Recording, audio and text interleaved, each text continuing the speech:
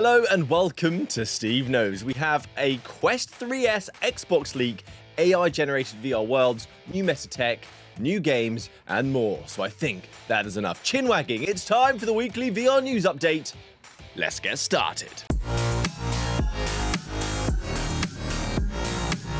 So starting with the big news, it looks like the Meta's Quest 3S is finally getting its Xbox makeover, and it goes beyond just the style and the look of the device. So as you may know if you've been a regular on this channel, about a year ago now, Meta teased an Xbox-inspired Quest headset that went alongside the announcement of Horizon OS. It would be this sleek, black model with green highlights on it, looked brilliant, fitting with the Xbox branding, and an Xbox controller included so you can enjoy Xbox Cloud gaming out of the box with your Quest. So we just got a cheeky leak reported where a Best Buy employee, this has now been taken down but thankfully people have grabbed it, a Best Buy employee took a photo of the retail box. It's black and green and a Quest 3S with matching Elite strap, Xbox controller, and 3 months of Game Pass Ultimate. Rumoured to drop around June the 24th. Gosh, I just love the idea of an all-black headset and a black head strap. So if the rumours are true, it's just a few days' time until we hear about this. This bundle is said to cost $399, a $100 premium over the base 128GB Quest 3. But then when you think you're getting the headset, you're getting the Elite strap, you're getting an Xbox controller and 3 months Game Pass, yeah, the offer makes sense. I didn't see any mention of touch controllers, but that worries me because this is an Xbox headset. Will they include touch controllers when they want you to use the Xbox remote to play Xbox Cloud?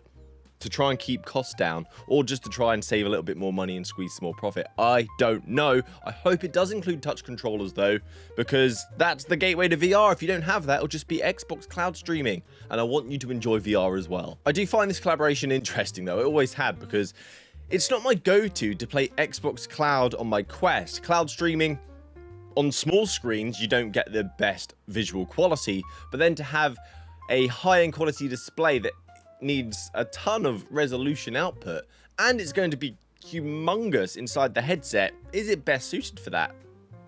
But the headset looks super smexy. I can't deny that. Oh, it looks good. Where's the Quest 3, the premium version of this, please? Next, Meta has teased its Horizon Worlds desktop editor once again. I've showcased this on the channel a few times because I thought it was pretty darn cool, but it's about to get a serious upgrade called Environment Generation. And you can guess what that is. So it's AI generating environments, letting game developers spin up entire VR worlds with a simple text prompt. And just to make you aware, the desktop editor is now a standalone Windows application. You no longer need to have the Quest Link app. And this already included AI generated sound effects, TypeScript creation, 3D meshes, textures, skyboxes, but not available in the EU. But luckily the UK left the EU, so it's supported in the US, the UK, Canada, Australia, and New Zealand. But apparently EU is coming soon. It sounds pretty awesome just to be able to build a landscape in minutes via a text prompt. It could be pretty great for VR developers because, well, two sides of the coin here. If you want artistic expression, you don't want that to be lost, you can still manipulate what is generated or create from scratch.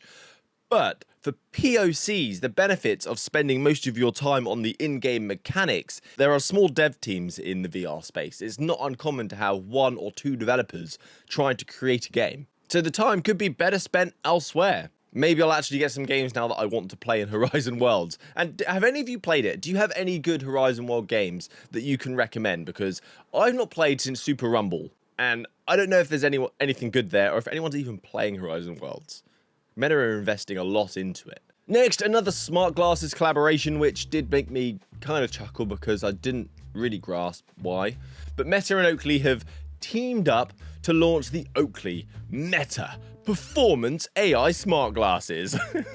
Just how many buzzwords can you put in one headline? So a premium sports focus sibling to the Meta Ray-Ban line. So it's having a sports focus that beats the specs of the luxury Ray-Ban. So the Oakleys offer 8 hours of use, a 48-hour charging case, doubling the battery life compared to the previous Ray-Bans, and increasing the photo and video capture resolution to 3K from 1080p. Of course, we have open-ear speakers still, dual mics, but it has IPX4 water resistance this time, and Meta AI Assistant, of course, that can assist you with your sporting activities, launching this summer, so pretty darn soon. It will be releasing with 6 trims, I think they call it. Frame lens combos for $400 or £400. But you can get a gold trim one if you're fancy and you want the gold trim for an extra 100. That'll be available on July the 11th. So this drop is hitting North America, it's hitting Europe, Canada, and Australia. But as I was saying, I don't really grasp what this is offering different to the Ray-Bans, except if I just look at the function, it seems to have the same functions, but upgraded specs, which over time, obviously, you're going to want to see. So I see this more of a branding change for the sport-minded, because they're probably more inclined to get Oakley than Ray-Ban if you're going on a lovely long cycle. Oh no, it had improved waterproofing, didn't it? Great for sporting, actually, because I panic when I've got the Ray-Bans on and I'm riding my bike to work. If it's raining and they're on, oh, the panic. I'm like, please don't get wet. Please don't get really wet. Please don't get really wet. So yeah, that's a nice touch. And apparently Prada is getting a smart glasses line as well. Prada or nada. This next one's actually pretty dang cool and maybe a reason to get a VR headset. So football or soccer lovers, it's football, by the way. I'm just saying it. It's football. Meta and DAZN have teamed up to offer a free viewing experience of the FIFA Club World Cup, not the World Cup, the Club World Cup. Annoyingly, this collaboration is only for the US. So you set up those VPNs so you can enjoy this. It's offering full match coverage, but the bit that I like is the 3D tabletop view that you can see whilst watching the game. You can have a pitch in front of you and see the players running around, getting so many different angles of play. Plus, for the quarterfinals, the semi-finals, and the finals, you can enjoy a 180-degree stream, so you can put yourself in a ticketed seat to enjoy the game. So you can bounce around between the godlike view, the TV screen, and actually being there watching it without ever having to leave your dang Weatherspoons. Compatible with Quest 2, the Quest Pro, Quest 3, and the 3S. Broadcasting all 63 games live, and it's free for US users. So as I said, get those VPNs going and enjoy some football like never before. Hey, whoa, hey. Let's talk some gamey games now, starting with the Smurfs Flower Defense. It's a tower defense game. They did a cheeky play on words there.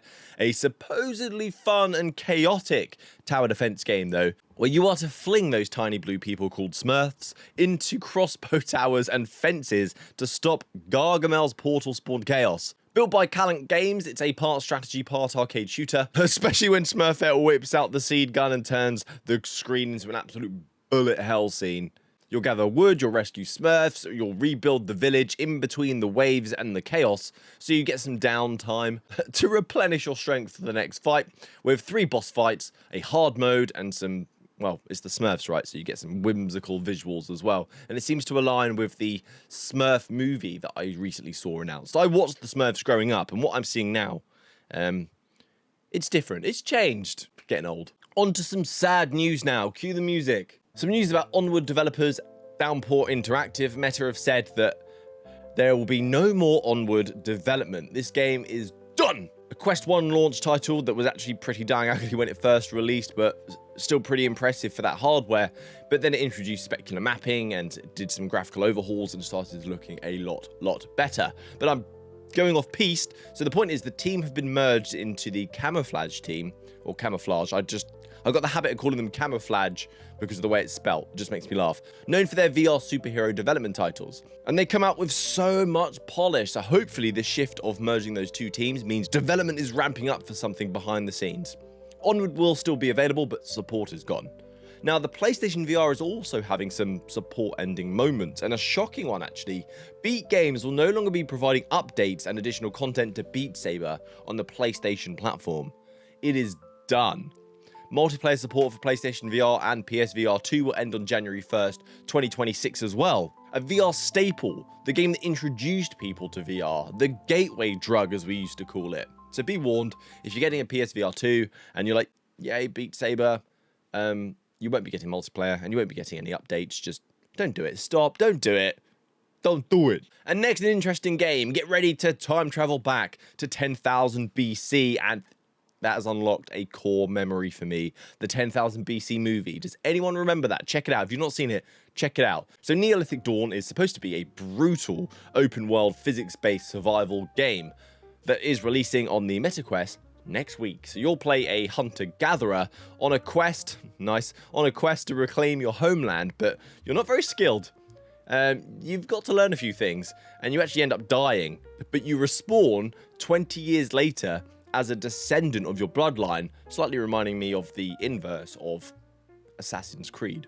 And you seem to be a lot more skilled, so you can craft stones, create weapons, hunt, tame Ice Age beasts, manage your food supply so you don't get hungry. Thirst, you need to drink some water, and also keep warm across 5 dynamic maps with real night and day weather cycles that they're boasting about. Unlike the UK in the summer where it's just all day.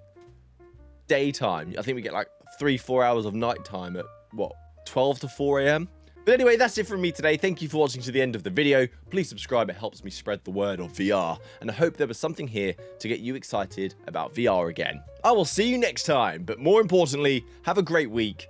Happy gaming. Good day!